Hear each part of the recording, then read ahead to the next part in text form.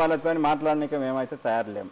మీరే ఉంటారు ప్రభాకర్ గారు ఇవాళ చేసుకుంటే నాతో ఇవాళ ఉన్న వాళ్ళంతా కూడా నైజాం ప్రాంతానికి చెందినటువంటి అదే కదా అంటున్నా నేను. ఆ నైజాం ప్రాంతం నుండి ఉన్న వాళ్ళను మీరు వదిలిచ్చేసేసుకొని మీరు పవిత్రంగా మీకున్న గౌరవాన్ని మీరు కాపాడుకోండి అనేది నా రిక్వెస్ట్. దాని తర్వాత మీ ఇష్టం. Right right. మీరు ఇవాళ జరిగిన ఘటనకి సంబంధించి ప్రభాకర్ గారికి క్షమాపణలు గాని మీరే బాధ్యత వహిస్తున్నానని చెప్పారు. సారీ కానీ చెప్పే అవకాశం ఎంతవరకు ఉంది? ఇలా సారీ చెప్పేదేముందమ్మా, సారీ ఏం లేదు. నేను ఎందుకంటే అది జరిగేది లేకుండేది ఉండే, దానికి డెఫినెట్ గా చింతిస్తున్నానని మొదలే చెప్పే స్టార్ట్ చేసినాం కదా. మన ఈ యొక్క చర్చనే ఆ విధంగా స్టార్ట్ చేసినాం కాబట్టి జరగొద్దు. అది ఎవరి మీద, ప్రభాకర్ గారి మీదనే కాదు ఇంకెవరి మీద కూడా అది జరగొద్దు. మా కోరిక మాకుంటుంది, వాళ్ళ కోరిక వాళ్ళు ఉంటుంది. కాకపోతే మీరేదైతే ప్రతిపాదన పెడుతున్నదో ఆ ప్రతిపాదనకు మేము తయారు లేము. ఎందుకంటే ఈ ప్రభాకర్ గారు లాంటి ఇష్యూ మాకేమి ఆనది అది. కాబట్టి మేము దాన్ని వదిలేసేస్తాం. ఆయనకు చేతనైతే, ఆయన సంస్థకు చేతనైతే వాళ్ళని తిరుక్కోమనండి. అదేవిధంగా వాళ్ళని ప్రచారం చేసుకుంటాం. అంటే వికారాబాద్ లో పెట్టడానికి ఆయన తీసుకెళ్లడానికి మీరు కంప్లీట్ గా సిద్ధమయ్యారు. అలాంటప్పుడు వేదిక మార్చుకుంటే మీకు వచ్చిన పెద్ద ఇబ్బంది ఏముండదు కదా. ఆ సందర్భంలో అది వచ్చింది. ఇప్పుడు ఆ సందర్భము లేదు.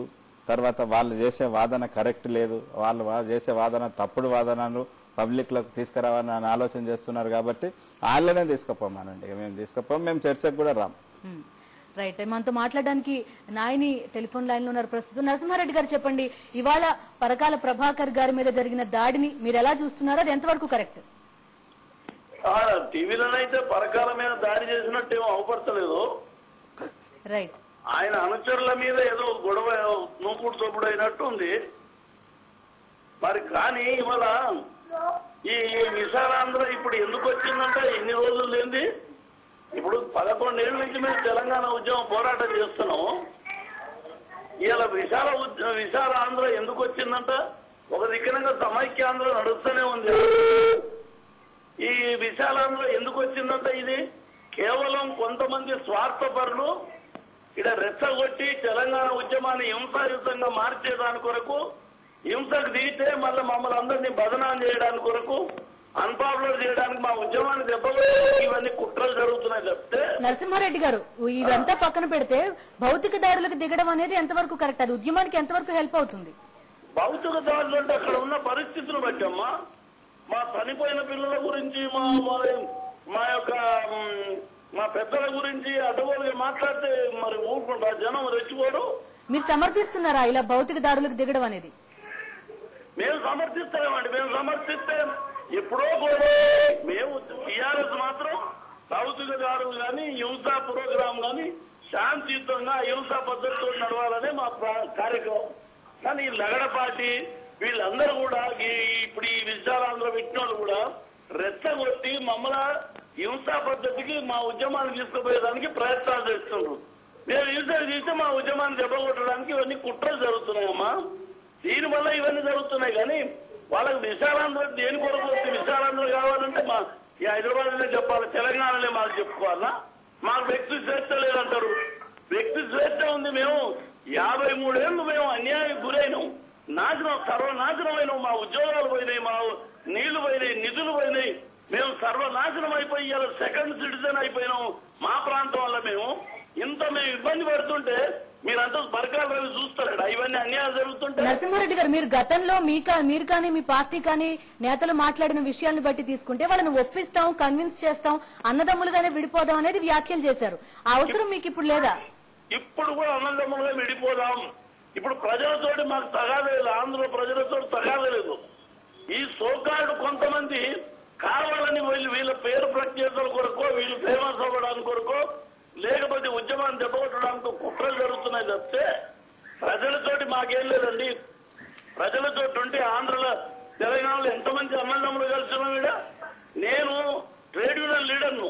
ప్రతి ఇండస్ట్రీ ఆంధ్రోలు ఉన్నారు. నా దగ్గర ఆంధ్రోలు జనరల్ సెక్రటరీలు ఉన్నారు. నేను ప్రెసిడెంట్ ఉంటే వాళ్ళు ఆంధ్రోలు అంతా జనరల్ సెక్రటరీ ఉన్నారు. చాలా మంచి అన్నదమ్ములు కలిసి పనిచేస్తున్నామమ్మా. రైట్. నరసింహారెడ్డి గారు, ప్రభాకర్ గారు ఏదైతే చెప్తున్నారో తెలంగాణలో కూడా కొంతమంది ప్రత్యేక తెలంగాణని వ్యతిరేకిస్తున్న వాళ్ళు ఉన్నారు అనేది ఆయన వాదన. అలాంటి వాళ్ళందరిపైన కూడా దాడికి దిగాల? ఇగో కూడా సందర్భం ఓసారి వాళ్ళు రెచ్చగొట్టే మాటలు మాట్లాడితే కొంతమంది రెచ్చిపోతారు. అంతేగాని జనరల్ గా అటువంటి కార్యక్రమాలు జరగకూడదు. మేము దాన్ని సమర్థించాం. ఇక ముందు జరగకుండా ఇవాళ జరిగిన ఘటన కానీ ఇంతకు ముందు జరిగిన ఘటనలు కానీ జరగకుండా మీ పార్టీ నాయకత్వం కానీ తెలంగాణ వాదానికి సంబంధించిన వ్యక్తులు కానీ ఎలాంటి జాగ్రత్తలు తీసుకుందాం అనుకుంటున్నారు? ఈ ఎట్లా జాగ్రత్తలు? చంద్రబాబు 2 కళ్ళ సిద్ధాంతం పెడుతుండే. ఆయన వచ్చి తెలంగాణలో వచ్చి ఆయన సమైక్య ఆంధ్రప్రదేశ్ 2 కళ్ళ సిద్ధాంతం మాట్లాడితే ప్రజలు రెచ్చిపోతే మేమేం చేయాలమ్మా? ప్రజలందరూ మేము ఎంతమంది కంట్రోల్ చేస్తాం? మీ పార్టీ వరకు లేదంటే మేము చెప్పగలుగుతాం అంతే. ఇవాళ జరిగిన దాడి కూడా టీఆర్ఎస్ కార్యకర్తలకు సంబంధించిందే కదా? అందరూ టీఆర్ఎస్ లేరంగా. రైట్ చంద్రశేఖర్ గారు, అందులో టీఆర్ఎస్ వాళ్ళు అంతా కారంటున్నారు. అందరు కారని నేను కూడా మొదలే చెప్పిన అందరూ లేరు. ప్రభాకర్ గారు మీరే ఉంటారు. అయితే ఒకటేంటంటే మాకు మీరు ఏం చర్యలు తీసుకుంటారు అనే దాని కొరకు నేను చాలా స్పష్టంగా చెప్పిన. ఇట్లాంటి భౌతిక దాడులకు టీఆర్ఎస్ పాల్పడి ఉంటే 11 సంవత్సరాల నుండి ఈ ఉద్యమం జరగదు. ఇప్పటికైనా సరే ఈరోజు కేసీఆర్ ఆలోచన అట్లా లేదు. ఖచ్చితంగా తెలంగాణ తెచ్చుకునే దాంట్లోనే ఉన్నది. ఎవరినైనా సరే మీరు ఒక మాట మళ్ళీ రిపీట్ చేస్తాం. గొంగడి పురుగైనా అయినా సరే నేను కౌగిలించుకుంటా తెలంగాణ కొరకు అన్న వాక్యాలు ఇప్పటి వరకు కూడా మేము అదే అమల్లోనే ఉన్నది. కాబట్టి మేము ఇట్లాంటి దాడులు మేము చేయాలని మాకు ఆలోచన ఉండదు, చేయము కూడా మేము. రైట్, సీమాంధ్రవాదులను ఒప్పించాలి అనేది మీ ప్రతిపాదన కూడా, పార్టీ ప్రతిపాదన కూడా. మీరేమన్నా అక్కడ సభలు పెట్టి అక్కడ వాళ్ళని కన్విన్స్ చేసే ఛాన్స్ ఉందా? మాకు ఆలోచన లేదు అట్లా. ఇప్పుడు అదేంది మన చెల్లసాని గారు అట్లాంటి వాళ్ళు ముందుకు వచ్చి చేస్తే ఖచ్చితంగా వాళ్ళని ఇడికే ఆహ్వానిస్తాం, వాళ్ళు మమ్మల్ని ఆహ్వానిస్తాం. మేము కన్విన్స్ కాకుండా అన్నదమ్ములుగానే విడిపోదామని మీరు చెప్తున్నారు. వాళ్ళని కన్విన్స్ కాకుండా ఎలా సాధ్యం? విడిపోతే అన్నదమ్ముల్లాగా విడిపోయినట్లు లెక్క మాది. 4-5 మంది ఇందాక మా నరసింహారెడ్డి సాబ్ చెప్పినట్లు 4-5 మంది పెట్టుబడిదారులు వాళ్ళ పెట్టుబడుల కొరకు ఈ రోజు తెలంగాణకు వద్దు అనే మాట మాట్లాడుతుంటే వాళ్ళు ఇన్ఫ్లుయెన్స్ చేస్తా ఉన్నారు. వాళ్ళ ఇన్ఫ్లుయెన్స్ లో వీడు పడిపోతున్నది తప్ప శ్రీకాకుళం వ్యక్తికో, విశాఖపట్నం వ్యక్తికో, గుంటూరు వ్యక్తికో ఇక్కడ ఉండాలనే ఆలోచన ఏం లేదు. వాళ్ళు బ్రహ్మాండంగా మాది మేము ఏర్పాటు చేసుకోవాలని చెప్పేసి గతంలో ఎట్లయితే సెపరేట్ ఆంధ్ర మూవ్మెంట్ జరిగిందో ఇప్పటికి కూడా అదే ఉన్నది. ఈరోజు శ్రీకాకుళం వ్యక్తి విశాఖపట్నం కూడా చూడలేని పరిస్థితులలో ఉన్నారు. శ్రీకాకుళంలో ఉన్న ఒక బీద వ్యక్తి చదువుకోలేని పరిస్థితిలో ఉన్నారు. ఈ హైదరాబాద్ వాళ్ళకి ఏం కర్మ పట్టింది? హైదరాబాద్ గురించి ఏం ఆలోచన ఉన్నది? అవసరం లేదు వాళ్ళకి. వాళ్ళకైతే ఆ పేదవాళ్ళకందరికీ కూడా బాగా అవుతుందని చెప్పేసి అనేక మంది మేధావులు ఈరోజు మా రాష్ట్రం మాకు కావాలి, ఆంధ్ర రాష్ట్రం కావాలని చెప్పేసి కోరుకుంటున్నారు. తెలంగాణ కోరుకుంటున్నారు కాబట్టి వెంటనే తెలంగాణ ఇచ్చేస్తే మాకు కూడా మేలు జరుగుతుందని చెప్పేసి పేదవాళ్ళ ఆలోచన. ఇట్లాంటి కూడా పేదవాళ్ళ ఆలోచనకు అనుగుణంగా వీళ్ళు నడుచుకుంటే బాగుంటది తప్ప. హైదరాబాద్ తో సహా రకరకాల ఇబ్బందులు ఉన్నాయి సీమాంధ్ర వ్యక్తులకు కూడా.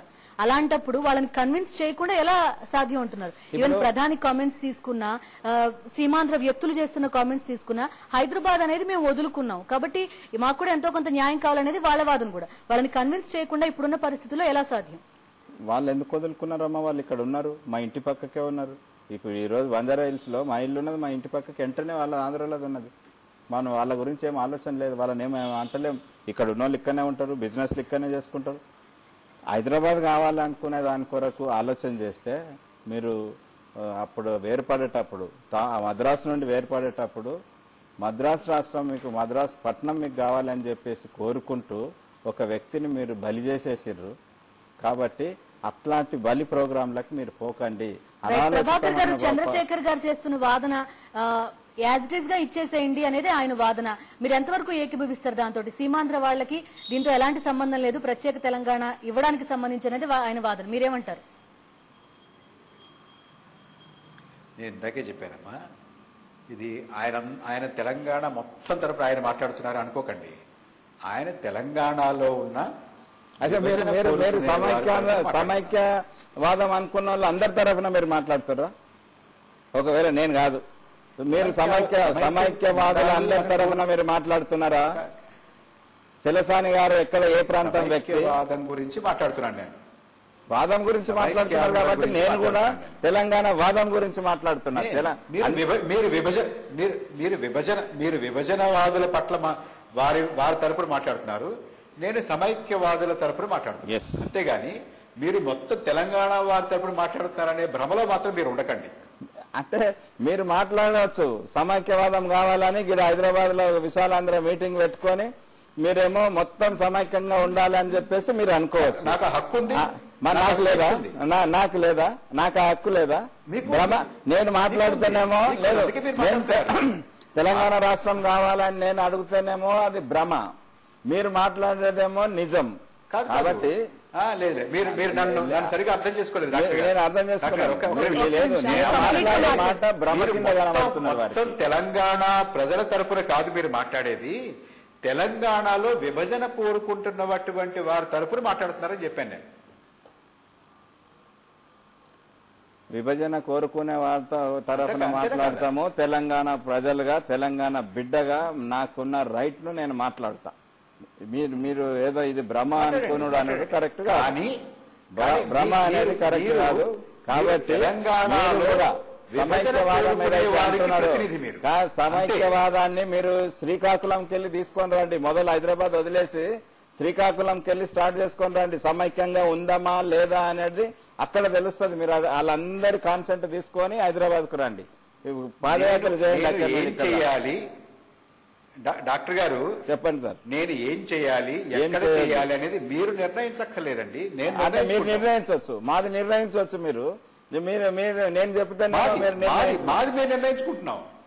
రైట్. ప్రభాకర్ గారు చెప్పండి. మీరు శ్రీకాకుళంలో చేయాలనేది మీరు చెప్పక్కర్లేదు, మాకు అనుమతితో చేయాల్సిన అవసరం. ఎందుకంటే సమైక్యాంధ్ర అంటున్నప్పుడు శ్రీకాకుళంకి వెళ్ళి ఇక్కడ రంగారెడ్డి దాకా ఆంధ్రనే కాబట్టి, ఆంధ్రప్రదేశ్ కాబట్టి మీరు అక్కడికి వెళ్ళి స్టార్ట్ చేసుకురండి. వాళ్ళు ఏమంటారో ఇక్కడంతా కూడా తెలంగాణ కోరుకునే వ్యక్తులు ఉన్నారు కాబట్టి మీరు దయచేసి మీరు అక్కడికి వెళ్ళి స్టార్ట్ చేసుకుంటే మీకు క్షేమకరంగా ఉంటుంది నా ఆవేదన. అయితే ఒక్కటేమ్మా, ఎందుకంటే ఇది తెలంగాణ రాష్ట్ర ఏర్పాటు మీద, తెలంగాణకు జరిగిన అన్యాయం మీద అనేక సంవత్సరాలుగా, ముఖ్యంగా గడిచిన 11 సంవత్సరాల నుండి సభలు జరిగినాయి, అదేవిధంగా చర్చలు జరిగినాయి, ఉప చర్చలు జరిగినాయి.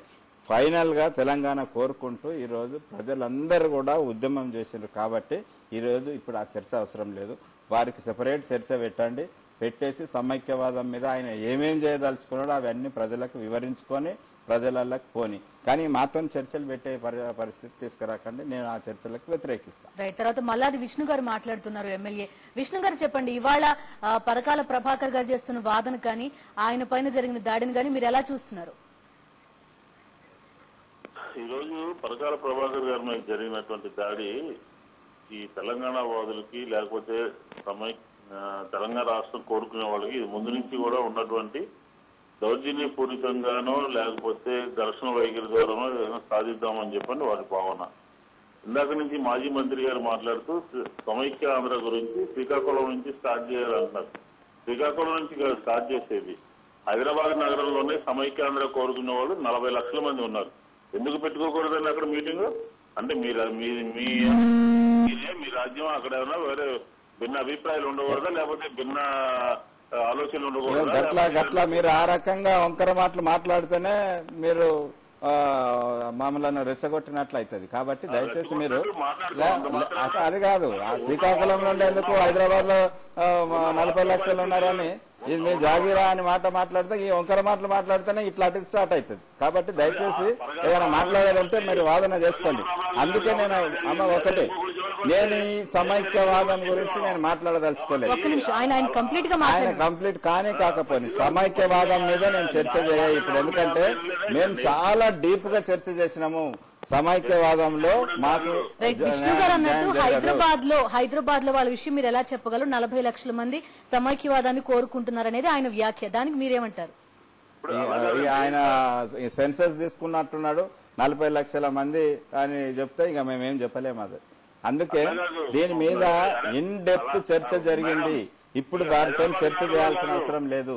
జరిగినటువంటి ఉప ఎన్నికల్లో ఇక ఉప ఎన్నికల మాటనో ఇంకోటి 30,000 ఓట్లు మంది సమైక్యాంధ్రకి ఓటేసినట్టు తెలంగాణ ప్రాంతంలో అది కూడా ఇక మీరు అర్థం చేసుకునేది మీరు అర్థం చేసుకోండి సార్. ఎందుకంటే ఒక్కటి లేకపోతే పరకాల ప్రభాకర్ గారు పెద్ద మనిషి, విష్ణు గారు వ్యక్తి మీద ఈ రకమైనటువంటి వాదం తీసుకొచ్చి ఇలా కొట్టడం లేకపోతే దౌర్జన్యం చేయాలని చెప్పి కొట్టాలని మా ఉద్దేశం కానే కాదు. అందుకే మొదలే చెప్పిన నేను ఈ రోజు జరిగింది దురదృష్టకరం అని చెప్పినాను. తర్వాత మీరు అందరూ కూడా తెలుసుకోవాల్సింది ఏమిటంటే, మీరు అనవసరమైన అనుచిత వ్యాఖ్యలు చేసి అనవసరంగా రెచ్చగొట్టే మాటలు మాట్లాడితేనే ఎవరికైనా మండుతుంది. కాబట్టి దయచేసి అట్లాంటి మాటలు మీరు